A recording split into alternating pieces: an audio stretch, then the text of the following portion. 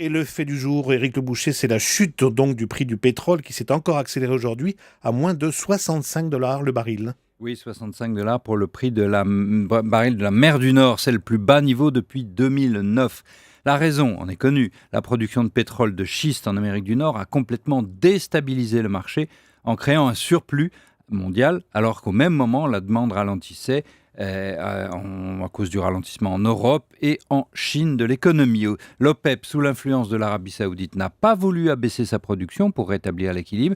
L'OPEP ne veut pas céder des parts de marché devant le pétrole américain. Conséquence, les prix glissent. Ils ont perdu, on l'a dit, 45% depuis juin. Est-ce que ça risque de durer? Les experts estiment que la glissade va se poursuivre au premier semestre 2015, jusqu'à ce que les coûts d'exploitation du schiste américain soient atteints, obligeant alors l'arrêt de ces puits-là. Mais nous n'en sommes d'ailleurs pas très loin, sans doute. Il y aura donc peut-être encore une petite baisse l'année prochaine, au début du semestre, au premier semestre.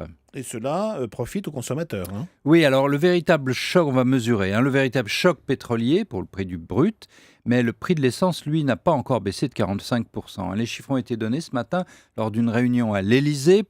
Depuis 5 mois, la baisse est de 8 centimes par litre pour le gazole, 11 centimes par litre pour l'essence.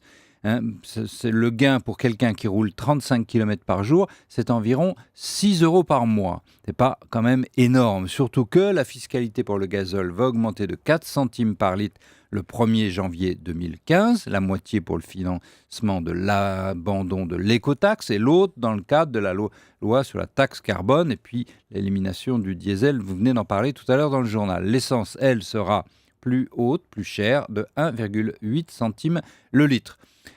Voilà, pour avoir un véritable choc, il faudrait une baisse en gros de 30 centimes le litre pour commencer à être favorable aux automobilistes. Nous n'y sommes pas encore. C'était Éric Le Boucher.